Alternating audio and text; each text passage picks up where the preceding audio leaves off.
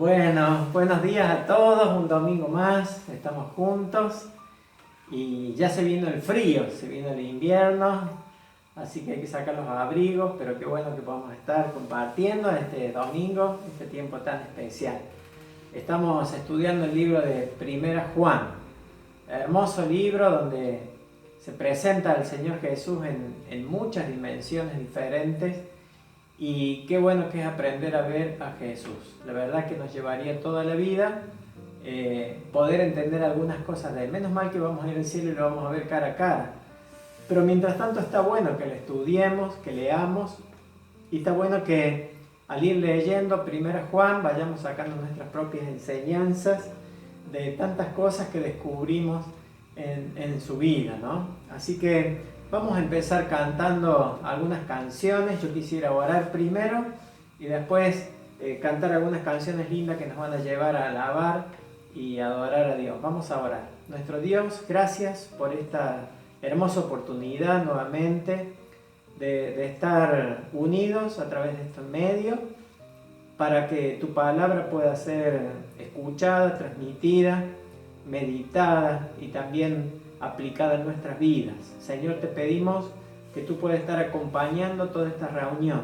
Bendice tu palabra, el mensaje, la alabanza y Señor, que tú pongas un oído atento en nosotros para poder entender la palabra y aplicarla en nuestras vidas. Ponemos esta reunión en tus manos, en el nombre del Señor Jesús. Amén. Bueno, aquí estamos acompañados con Isabel, con Cindy, compartiendo. Buen día a todos. Y la primera canción que vamos a cantar es Abre mis ojos, oh Cristo.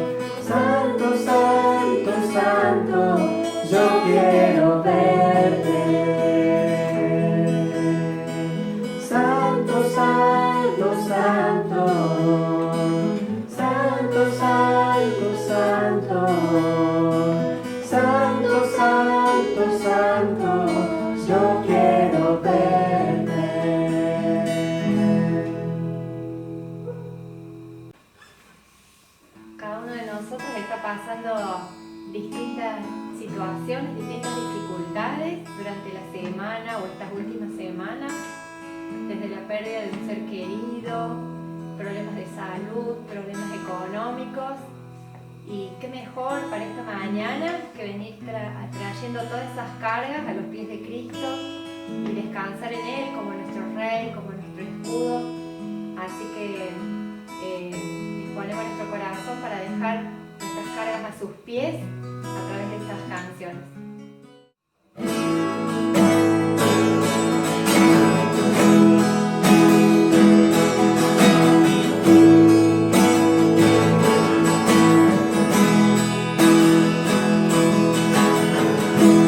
Vengo a ti,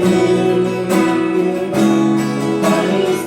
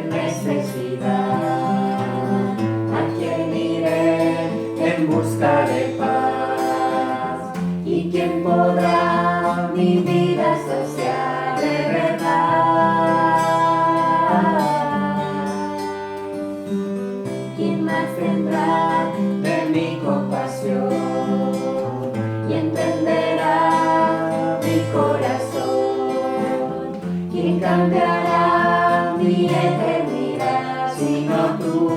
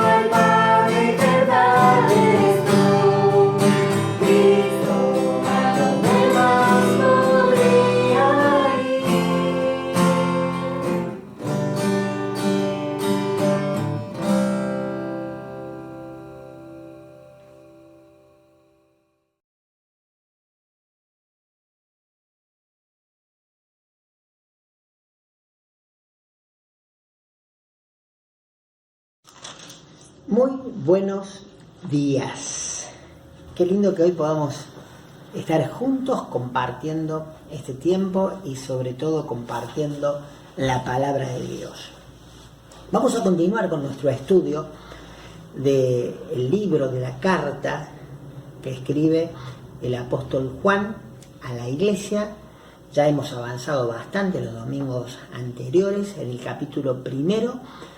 Tanto Rubén como Jorge nos explicaban un poco el propósito que tuvo Juan al escribir esta carta. Había una enseñanza que no era la correcta, que se había introducido en la iglesia y que eso hacía que muchos se confundieran.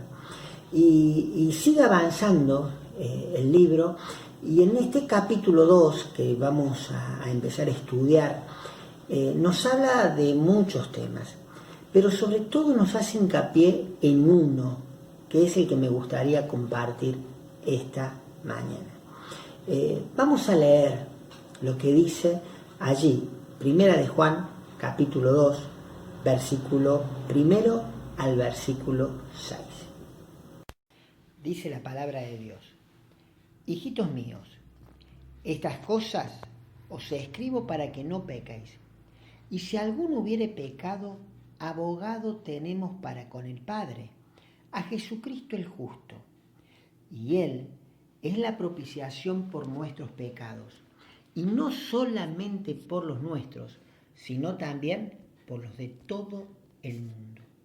Y en esto sabemos que nosotros le conocemos, si guardamos sus mandamientos. El que dice yo le conozco y no guarda sus mandamientos, el tal es mentiroso, y la verdad no está en él. Pero el que guarda su palabra, en este verdaderamente el amor de Dios se ha perfeccionado. Por esto sabemos que estamos en él. El que dice que permanece en él, debe andar como él anduvo. Y queremos prestarle mucha atención a esta última parte del versículo 6. Fíjate, te lo voy a leer de nuevo. Debe andar como él anduvo. Tomando la última parte de este de este versículo 6 es que se me ocurrió ponerle un título al mensaje de esta mañana. Y lo titulé de la siguiente forma: propósito extremo. ¿Sabes que aquí el apóstol Juan nos invita o nos desafía a plantearnos como una meta de nuestra propia vida, algo que está en el corazón de Dios, que es que cada uno de nosotros pueda ser un imitador de Cristo. Andar como Él anduvo significa que conduzcamos nuestra propia vida, nos comportemos en esta vida como Cristo se comportó, como Cristo condujo su vida. O sea que no es una idea exclusiva en el Evangelio, en Juan, sino que es a lo largo del Nuevo Testamento está o existe este desafío de parte de Dios a aquellos que somos sus hijos. Mira, te voy a leer simplemente a modo de ejemplo, allí en Efesios capítulo 5, en el primer versículo, lo que dice la Escritura con respecto a este tema. Dice así: sed pues imitadores de Dios como hijos amados. Fíjate que muchas veces, estoy seguro que a vos también te ha pasado, porque a mí también me ha sucedido, hemos orado preguntándole a Dios cuál es el propósito de nuestra vida. Señor, ¿qué querés que hagamos? Mostranos, pensando en que pudiéramos llegar a realizar algo tan grande que glorifique su nombre. Y pensamos en cosas por lo general. Tal vez irnos a determinado lugar a predicar el Evangelio, realizar o iniciar algún ministerio, etc. Pero en el plan de Dios, en el propósito principal de Dios, está que cada uno de aquellos que Él ha alcanzado con el Evangelio y que lo ha hecho su Hijo y que le ha dado su Espíritu para que habite dentro de Él, sea un imitador de Cristo. Ahora, la palabra imitar socialmente o en muchas ocasiones no está del todo bien visto. Recuerdo hace algunos años atrás, estaba escuchando la radio, un programa muy conocido de la mañana, y estaban entrevistando a un imitador famoso en Córdoba que en realidad lo que estaba haciendo era imitando al gobernador, en ese momento era de la Sota. Y realmente a nivel voz le salía bastante parecido, pero no era de la Sota, era un imitador. A tal punto llegó la situación que una persona que a lo mejor tomó la entrevista a la mitad realmente se creyó que era el gobernador de la Sota, y como este humorista hablaba bastante cosas muchas veces sin sentido para un político, esta mujer, me acuerdo, llamaba criticándolo al gobernador por lo que había dicho.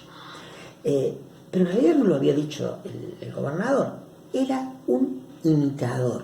Entonces, muchas veces nosotros vemos al imitador como alguien falso, alguien trucho, y a lo mejor se nos puede llegar a dar la idea que esto de imitar a Cristo es un poco la apariencia, que puede engañar a los demás que soy un buen cristiano, que simplemente con cumplir ciertos rituales externos, aparentar, ya estoy logrando lo que Dios quiere en nuestra vida, y nada más lejos del propósito de Dios.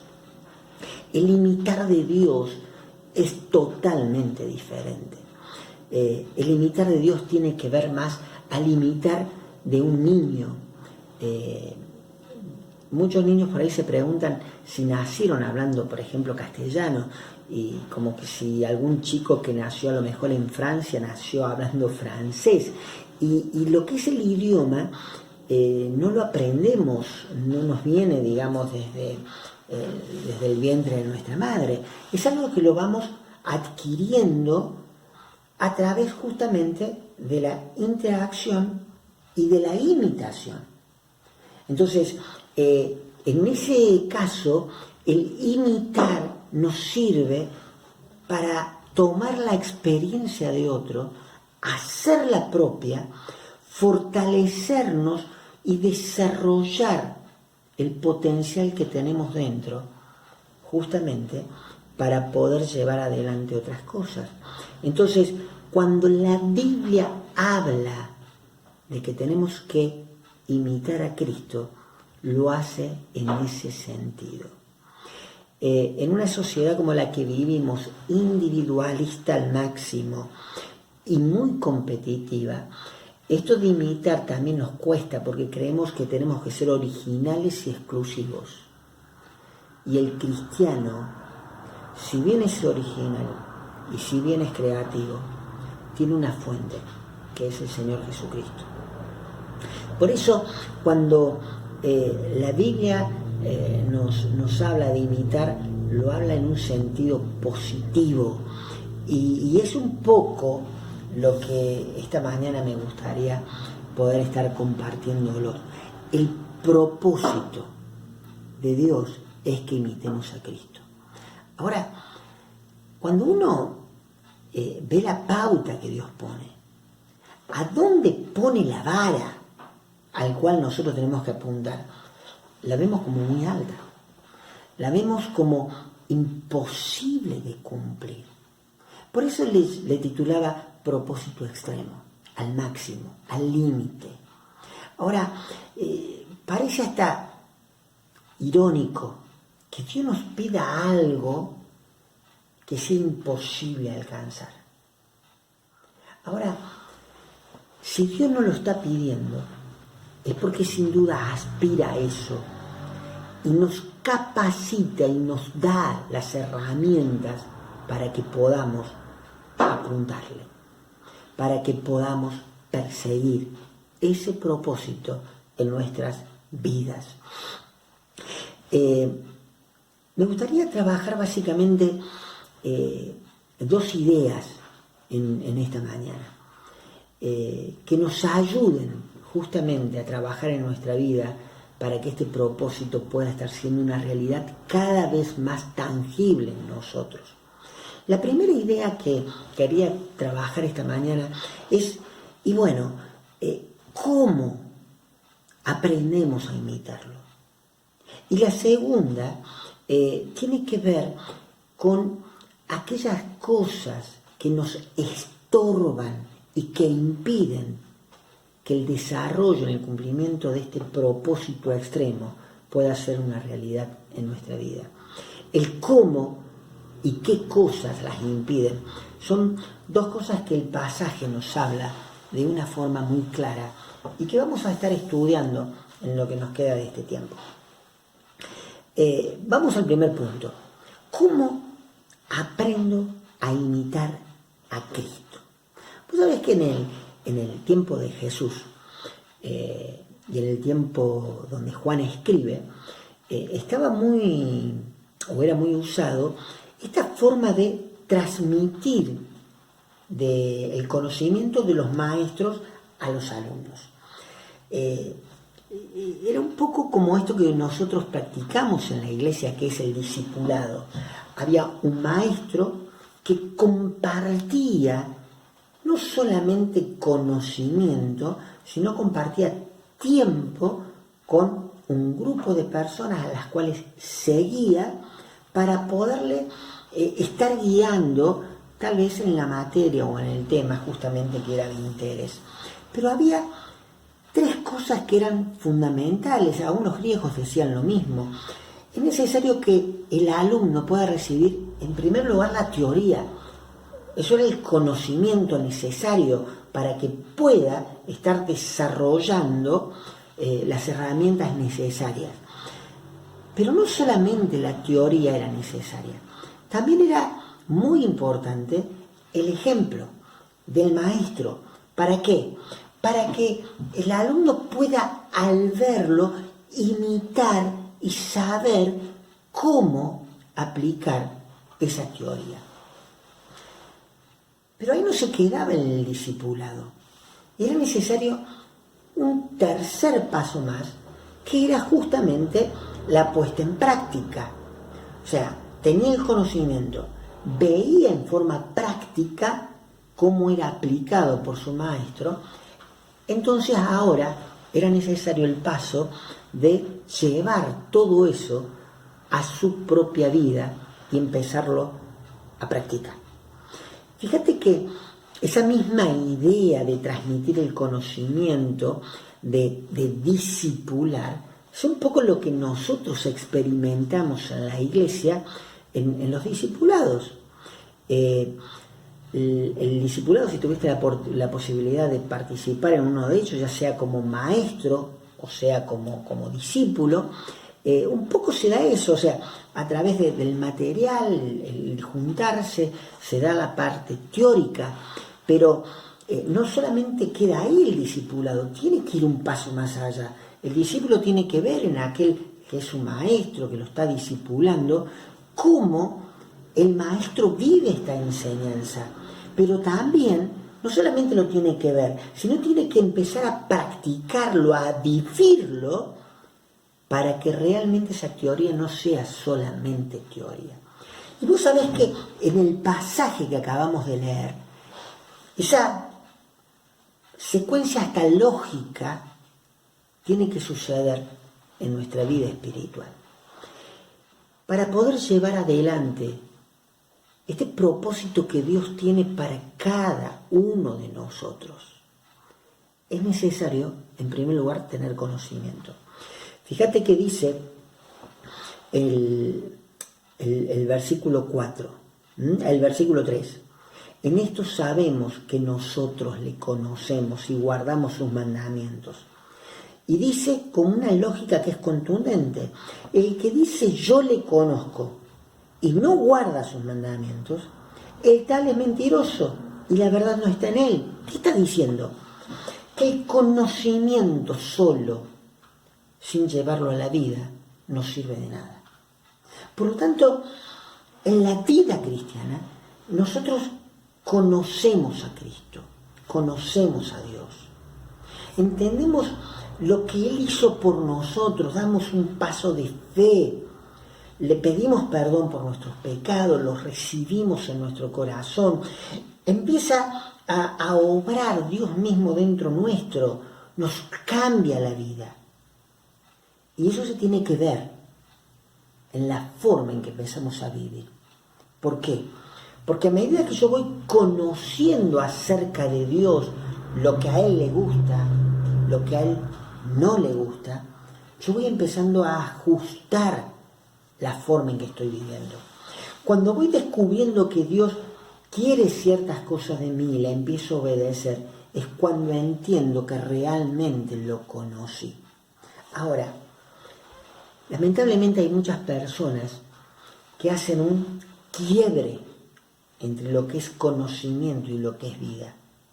Y entonces simplemente limitan a Dios a una religión, un conocer acerca de, pero está totalmente alejado de su vida diaria.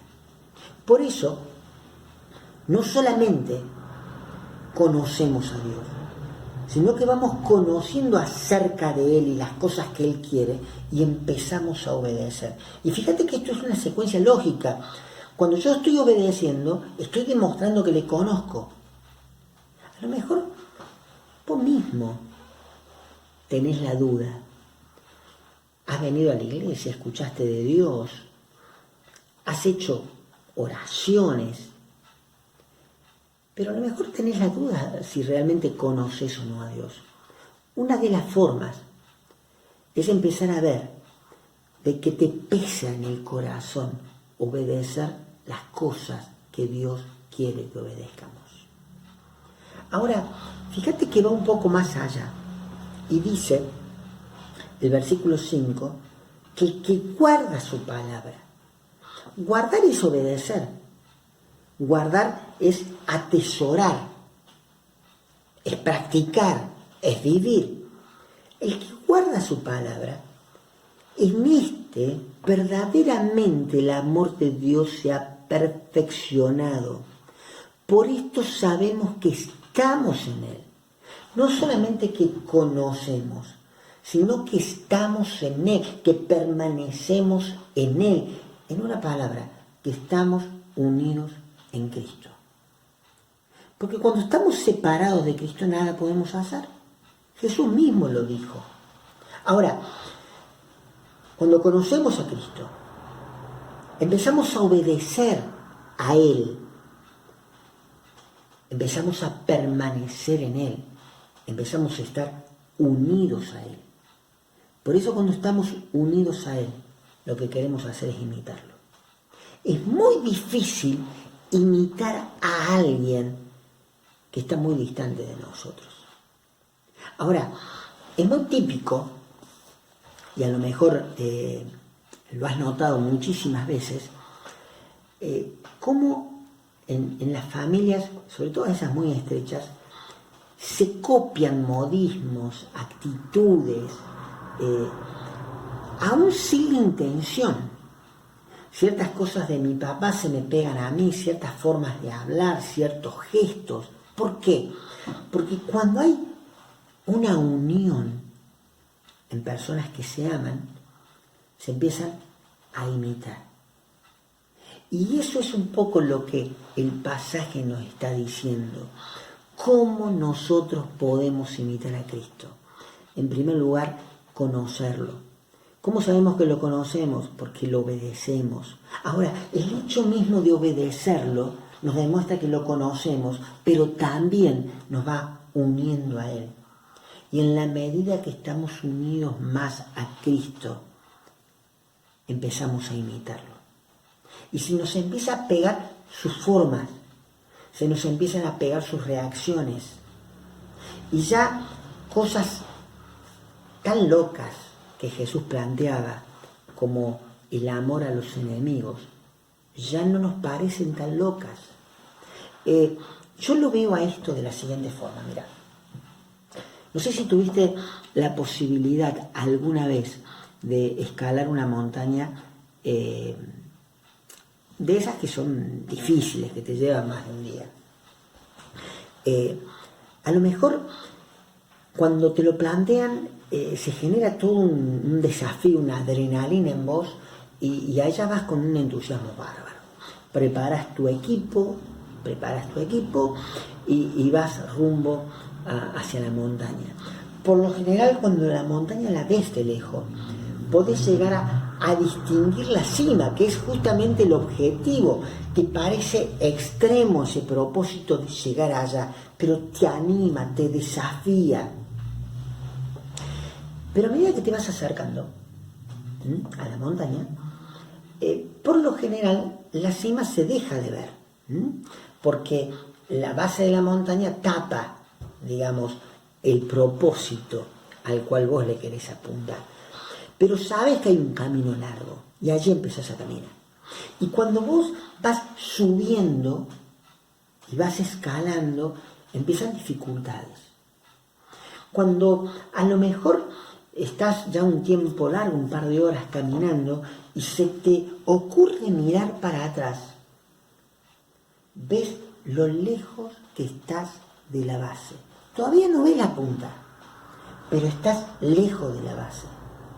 Y muchas veces en nuestro caminar cristiano, cuando llegamos a Cristo y empezamos a caminar en sus caminos, y llegamos a un momento donde vemos atrás en nuestra vida, vemos que muchas de las cosas que amábamos, que valorábamos y que muchas veces nos hizo tan mal, ahora están lejos.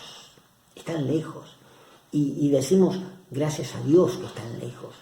Muchos problemas, muchos vicios, muchas dificultades, muchos pecados, mucho dolor quedaron allá abajo. Ahora te sentís en una nueva vida. te sentís que estás creciendo. Eso no sucede en la vida cristiana. El problema es que a veces llegamos a la mitad de camino, nos sentimos lejos de la base, no queremos volver a la base, pero como la cima nos parece larga, lejos, a lo mejor no la llegamos a ver, nos acostumbramos en el lugar donde estamos. Si a lo mejor escalaste una montaña y llegaste a la mitad de camino, un poquito más, un poquito menos, y vos mirás más allá abajo de la base, ves que el paisaje te deslumbra. Y a lo mejor perdés de visión que de arriba se va a ver mejor. Estás cómodo en esa posición donde estás. Y muchas veces sentís la tentación de quedarte allí. ¿Para qué seguir esforzándonos para crecer más si en este lugar la vista es bárbara? Y muchas veces nos acostumbramos en la vida cristiana y dejamos de crecer. Son señales, yo creo, de estancamientos que tenemos que empezar a ver en nuestra vida y que nos puede hacer mucho daño. Mira, anoté algunas señales, a lo mejor en este tiempo, que hace ya un tiempo que has conocido al Señor, que has disfrutado de los beneficios que te dan, que te sentís muy cómodo en la iglesia, por ejemplo, te sentís muy cómodo con las cosas del Señor, pero que a lo mejor estás estancado. Señales como por ejemplo esta, mira,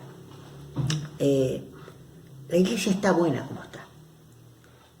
¿Para qué sumar más gente? Si estamos bien, no da para más tampoco.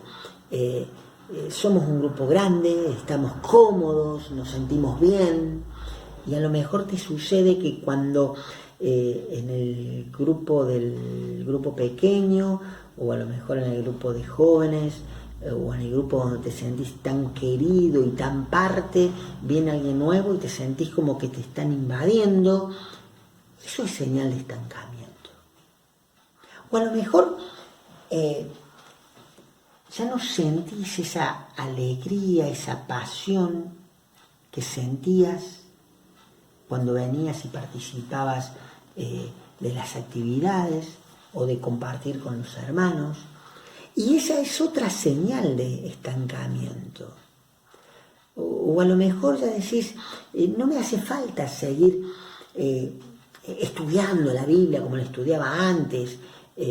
O por ejemplo, me conformo ya porque hice el discipulado 1 y bueno, ya siento que he crecido mucho. Eso es señales de estancamiento. Y déjame decirte una cosa, la vida cristiana no se frena nunca, porque la meta, la cima, es extrema, es muy alta. Y a medida que vamos subiendo y nos vamos esforzando para conocer más, para obedecer mejor, para imitar mejor a Cristo, el gozo es aún mayor. Por eso decíamos en el capítulo 1, ¿se acuerdan? Estas cosas les escribo, dice Juan, para que su gozo sea completo. Porque en la medida que más conocemos a Cristo, nuestra vida se disfruta mucho más. Por eso, si estás sintiendo en este tiempo que nos estamos estancando, si a lo mejor estás sintiendo que hace ya varios meses, y más allá de la cuarentena, que estás igual, que no te entusiasma a lo mejor el descubrir cosas nuevas de la palabra de Dios, porque ni siquiera la estás descubriendo, a lo mejor es un momento de ponernos de pie y seguir escalando, seguir subiendo. ¿Cómo? Conociendo más, obedeciendo mejor, imitando la forma en que Cristo se comportó. El segundo punto que te querías compartir son sobre aquellas cosas que estorban para que nosotros podamos llegar a cumplir ese propósito extremo. Y me gustaría seguir con el ejemplo de subir una montaña. Cuando te vas a emprender una expedición de esa magnitud, sin duda es necesario que lleves ese equipo. Y dentro del equipo vas a poner lo necesario para llevar adelante la expedición, y una de esas cosas sin duda va a ser la comida y la bebida, si no te la vas a poder proveer en la montaña. Ahora, la característica de esa parte del equipo es que a medida que vos vas avanzando, le vas quitando peso, porque vas consumiendo justamente lo que estás llevando. Ahora, imagínate personas que se embarquen en esta aventura con su mochila, y a medida que ellos empiezan a subir, ven una piedra que les gusta y la cargan y dicen: esta piedra se la voy a llevar a mi señora. Y siguen caminando y ven otra piedra y dicen: uy, esta piedra, esta es muy linda para mi suegra, y la ponen en la mochila. Y después ven otra piedra y esa es un poquito más grande y dicen: uy, esta me va a servir para ponerla en el auto para que no se me corra, y la ponen en la mochila. Y cada paso que dan van cargando peso. Te puedo asegurar de que es imposible que esa persona llegue a la cima de la montaña. Y te quiero decir algo, escucha bien. En esto de cumplir, de alcanzar este propósito extremo de imitar a Cristo, no hay nadie, ni hombre ni mujer, ni ángel ni demonio, ni el mismo Satanás que pueda impedir que vos puedas imitar a Cristo. Lo único que lo puede impedir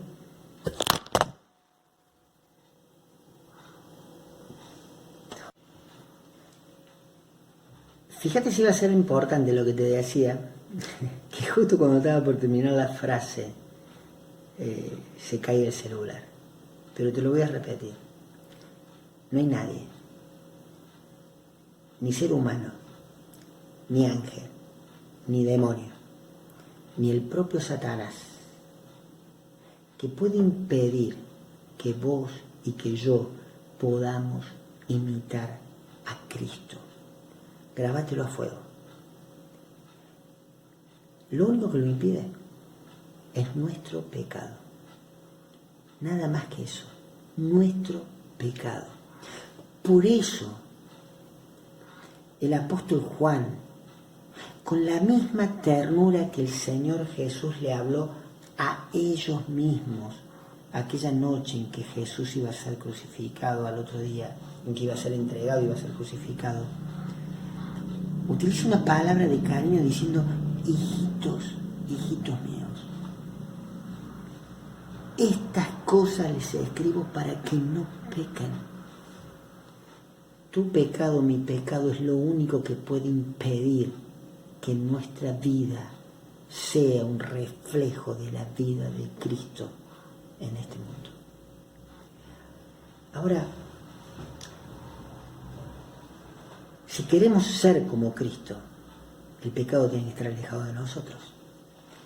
Porque Cristo es Dios hecho ser humano. Y una de las características de Cristo es que Él nunca en toda su vida cometió un pecado. Nadie lo pudo señalar, no se halló en Él pecado alguno. Por lo tanto, si Dios nos pide que lo imitemos, nos pide que no pequemos. Y por eso Juan nos anima tanto y nos desafía a que no pequemos. Pero sabe que somos débiles. Sabe que el cristiano en muchas ocasiones afloja. porque es tu experiencia, porque es la mía.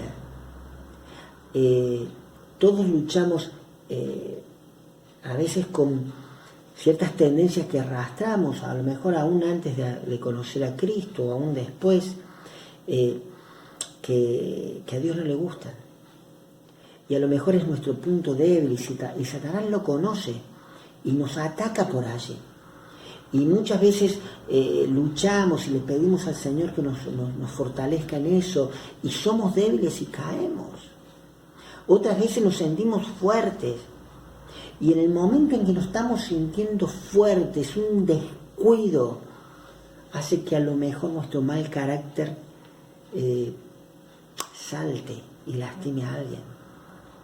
Muchas veces hasta estamos actuando con una buena intención de ayudar a alguien, y de repente nos encontramos envueltos en una situación donde nos sentimos presionados y cedemos y pecamos. El pecado está a nuestro alrededor al acecho para hacernos caer, y es la experiencia tuya y la experiencia mía. Pero si queremos imitar a Cristo no tenemos que pecar. Pero Dios sabe que somos débiles.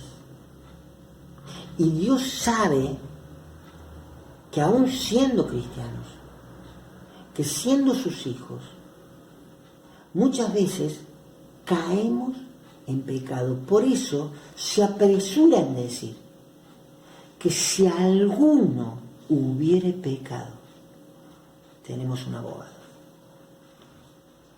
Ese abogado es Jesucristo el justo, y es un abogado que nos defiende. Fíjate bien, qué curioso cómo lo plantea. Estamos en el versículo 1.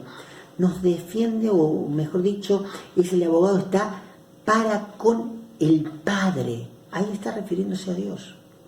Fíjate esta escena. Nosotros pecamos.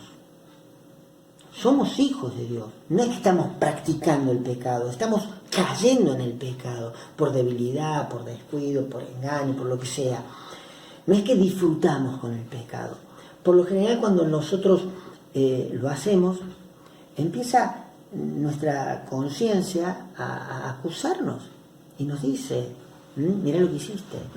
Muchas veces hasta lo que sentimos, ciertos pensamientos que nos vienen, como diciendo: mira lo que hiciste, siendo que Cristo te amó tanto, una acusación que nosotros por ahí pensamos que es Dios mismo, pero el pasaje nos presenta de que Dios Padre es en principio el juez, y Jesucristo es nuestro abogado defensor.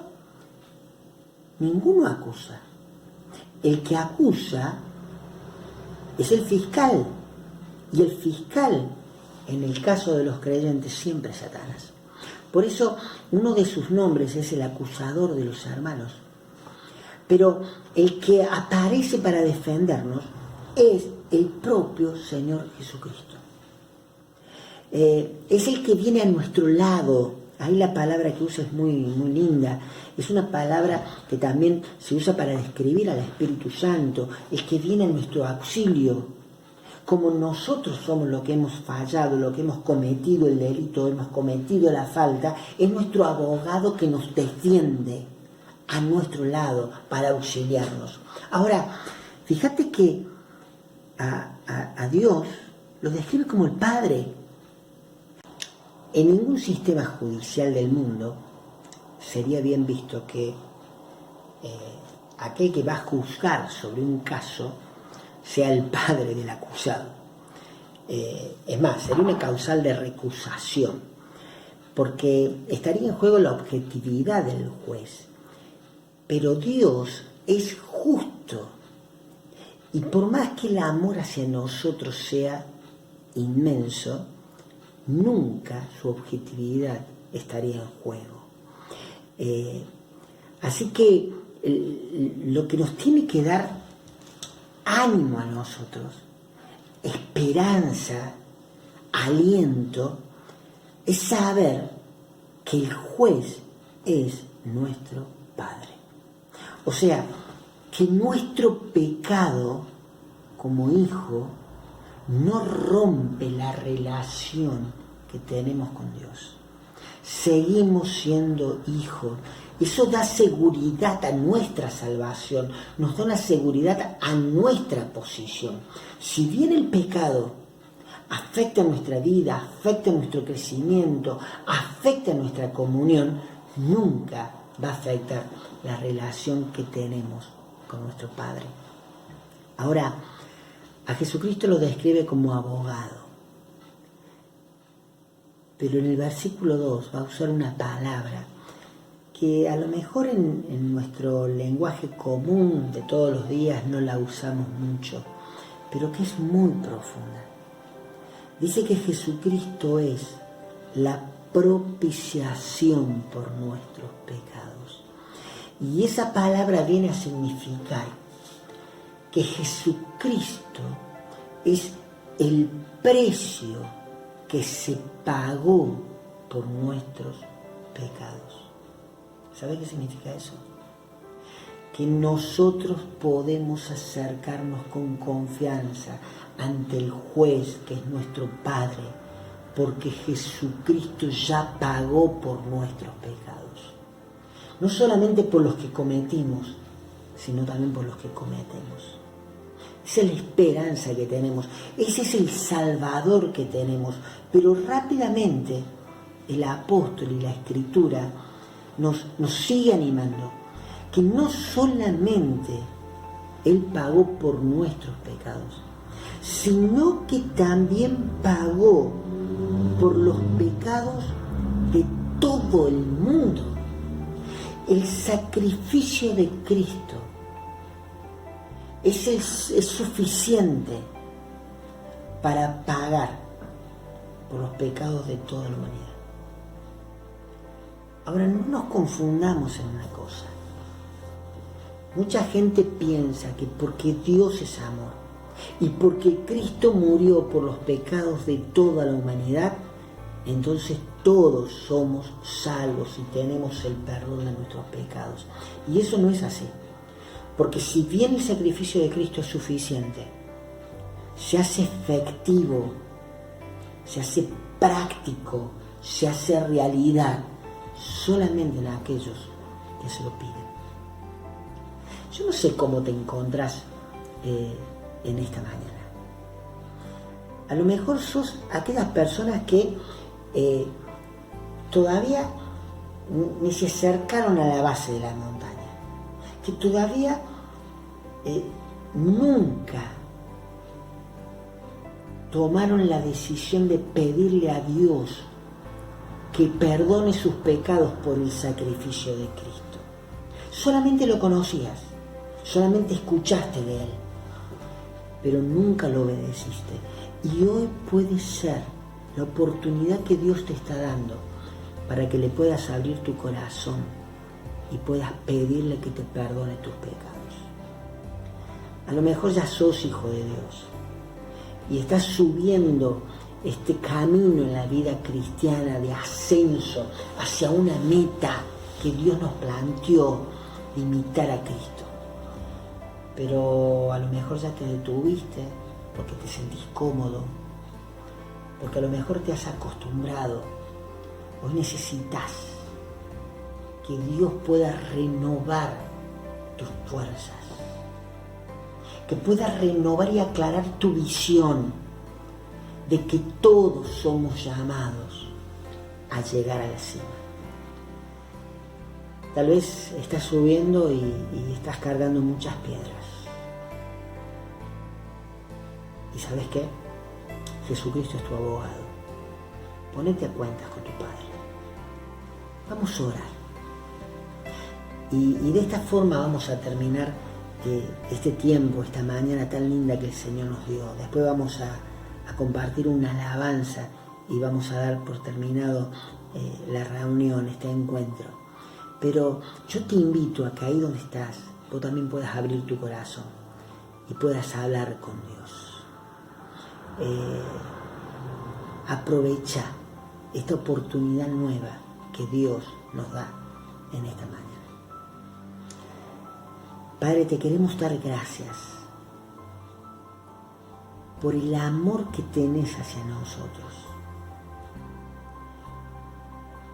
Te queremos dar gracias por la obra del Señor Jesús. Él pagó por el pecado de todos nosotros y de toda la humanidad. Te quiero dar gracias en lo personal porque un día pude tomar esa decisión de aceptarte en mi corazón. Señor, renovar nuestra visión, renovar nuestras fuerzas. Que cada día, Señor, seamos desafiados por tu Espíritu a ser parecido al Señor Jesús. Ayúdanos a dejar la carga del pecado, a ponerla, Señor, en tus pies, sabiendo que Cristo pagó por ellos. Padre, te damos gracias por la obra inmensa que hiciste a nuestro favor. Y si del otro lado nos están escuchando personas que a lo mejor todavía no han subido a la montaña, que todavía no han entregado su vida a vos, toca sus corazones para que hoy puedan reconocer y aceptar la salvación tan grande que tenemos a través de Jesucristo. Te quiero pedir por la vida de cada uno de los que están escuchando. Te queremos pedir en especial por nuestra iglesia de Canal de Vida, que en esta semana vos nos puedas estar desafiando a vivir con un propósito extremo. En el nombre de Jesús. Amén. Dios te bendiga mucho en esta semana.